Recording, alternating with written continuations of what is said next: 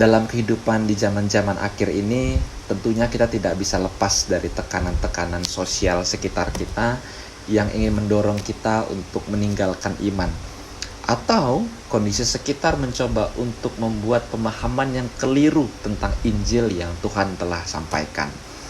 Dan cerita yang sama ternyata bisa kita temui dalam kitab Kolose. Dalam sedikit cerita, background dari kitab ini adalah bahwa jemaat Kolose itu dibangun oleh rekan sekerja Paulus, yaitu Epafras, yang ketika itu datang berkunjung kepada Paulus di penjara, dan dia memberikan suatu kabar yang baik di mana jemaat Kolose berkembang dengan baik dan mereka dalam kondisi yang sangat baik. Tetapi ada satu ancaman yang tidak bisa kita tinggalkan Paulus, tidak bisa kita biarkan Paulus, yaitu kondisi sosial mereka mencoba untuk menekan iman kepercayaan mereka, yaitu kepercayaan tentang politeisme dan juga Yudaisme pada saat itu.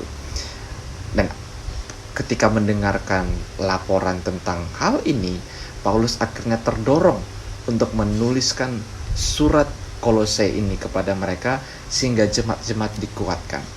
Lalu bagaimana cara Paulus mencoba untuk menguatkan mereka yang tengah itu mengalami tekanan akan iman mereka? Kita akan pelajari dan mulai dalam pasal 1 ayat yang ke-9. Dalam poin yang pertama ini, dia berdoa agar jemaat di Kolose itu diberikan sebuah hikmat dan pemahaman yang benar agar mereka bisa menjalani kehidupan mereka. Saya akan baca dalam ayat yang ke-9 sampai yang ke-10. Sebab itu sejak waktu kami mendengarnya, kami tiada berhenti-henti berdoa untuk kamu. Kami minta supaya kamu menerima segala hikmat dan pengertian yang benar untuk mengetahui kehendak Tuhan dengan sempurna, sehingga kehidupanmu layak di hadapannya, serta berkenan kepadanya dalam segala hal, dan kamu memberi buah dalam segala pekerjaan yang baik, dan bertumbuh dalam pengetahuan yang benar tentang Allah. Sejak kali pertama Paulus mendengarkan kabar ini, Paulus tidak bisa berhenti-henti untuk berdoa kepada mereka bahwa mereka harus memperoleh hikmat dan pengetahuan yang benar tentang Injil yang telah diberitakan dan disampaikan kepada mereka. Kenapa Paulus pada saat itu memohon hikmat kepada mereka? Karena pada saat itu, ketika mereka tidak bisa memahami Injil itu dengan benar, maka mereka akan dengan mudahnya dibuat keliru dengan pemahaman-pemahaman yang pada saat itu coba untuk mengintimidasi mereka. Ingat yang saya katakan tadi, bahwa pemahaman tentang politeisme dan Yudaisme tengah mencoba untuk membuat mereka menjadi kabur tentang pemahaman akan Injil. Dan kali ini, politeisme mengajarkan bahwa Yesus adalah salah satu bentuk Allah yang bisa kita sembah. Jadi mereka mengimani bahwa Yesus adalah salah satu bentuk dari politeisme yang mereka percaya, bahwa dalam segala bentuk dewa-dewa, Yesus adalah salah satu dewa itu. Oke? Dan mereka juga percaya berarti Yesus itu bukan salah satunya jalan untuk menuju kebenaran. Tentunya ini hal yang keliru. Lalu yang kedua, sama seperti yang dihadapi oleh jemaat di Galatia. Pada saat ini, mereka juga mengalami hal yang sama, di mana pemahaman tentang kamu membutuhkan Yesus, kamu harus memiliki iman kepada Yesus, tetapi kamu tidak bisa meninggalkan hukum Taurat. Mereka sangat percaya bahwa hukum Taurat itu tidak cuma-cuma, tetapi mereka harus melakukan segala tradisi, hukum-hukum Taurat dan segala ritual-ritual lainnya untuk dapat memenuhi standar kekudusan itu. Dan inilah pemahaman yang coba diberikan kepada jemaat Kolose sehingga membuat pemahaman mereka menjadi keliru. Nah, untuk mencegah hal ini, Paulus mencoba untuk mengingatkan mereka melalui doa agar Tuhan memberikan mereka kekuatan dan kemampuan, hikmat untuk dapat mengerti tentang Injil yang sesungguhnya. Dan dari pemahaman Injil yang benar itu akan berbuah kepada perilaku mereka, sehingga perilaku mereka akan menuntun orang kepada pengenalan akan Injil yang sebenarnya. Dalam poin yang kedua, di sini dikatakan bahwa Paulus juga berdoa sehingga mereka diberikan kekuatan. Kita baca dalam ayat yang ke-11, dan dikuatkan dengan segala kekuatan oleh kuasa kemuliaannya untuk menanggung segala sesuatu dengan tekun dan sabar.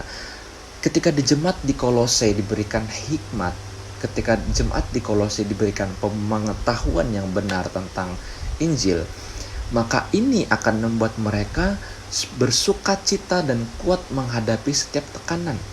Kita tidak bisa melupakan bahwa Paulus ketika dia memegang imannya, dia sendiri tidak lepas dari tekanan demi tekanan, yang bahkan pada saat ini pun Paulus menulis suratnya dalam penjara. Itu semua dikarenakan karena imannya kepada Kristus.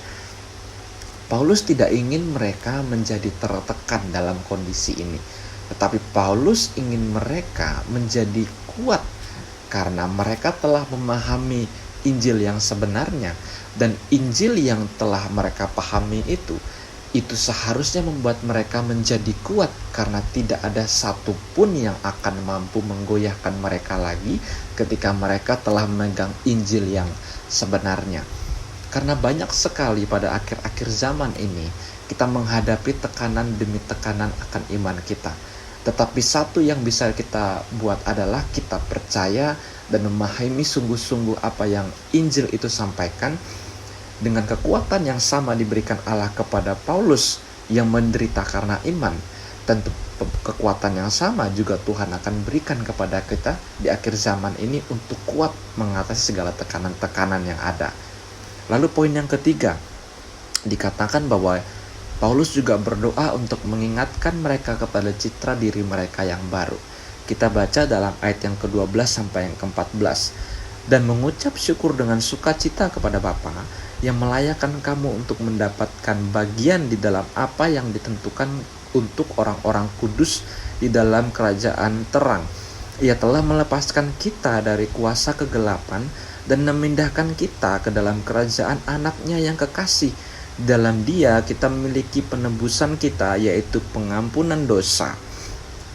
Awalnya jemaat-jemaat Kolose ini sebelum mengenal Injil, mereka adalah orang-orang yang sangat takut akan kuasa-kuasa spiritual, kuasa-kuasa roh jahat yang mereka pikir kapan saja bisa menyerang mereka. Dan ini membuat mereka dikuasai dengan ketakutan.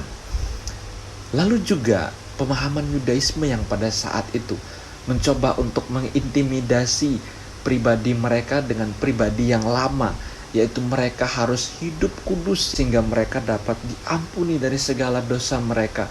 Ini membuat jiwa mereka tertekan, dan pemahaman yang salah ini membuat mereka tidak bisa mengenal Injil.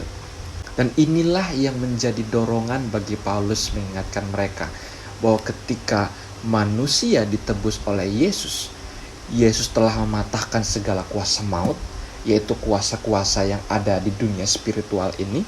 Lalu juga Yesus menggenapi segala hukum Taurat, sehingga setiap orang memperoleh kasih karunia daripada Allah. Inilah pemahaman yang harus dipegang jemaat Kolose dan juga kita pada saat ini di tengah akhir-akhir zaman. Dari pemahaman Injil ini dalam kitab Kolose, kita memperoleh pemahaman yang benar bahwa waktu kita memiliki hikmat dan pengetahuan yang benar terhadap Injil, ini akan memampukan kita untuk mengatasi segala tekanan-tekanan yang ada di akhir zaman. Karena kita sudah hidup di zaman kasih karunia di mana gambar diri kita adalah orang-orang benar di hadapan Allah. Semoga berkat daripada firman ini tercurahkan kepada hati kita sekalian, dan setiap pribadi itu dilepaskan dari segala belenggu dan tekanan-tekanan di akhir zaman ini. Tuhan Yesus memberkati.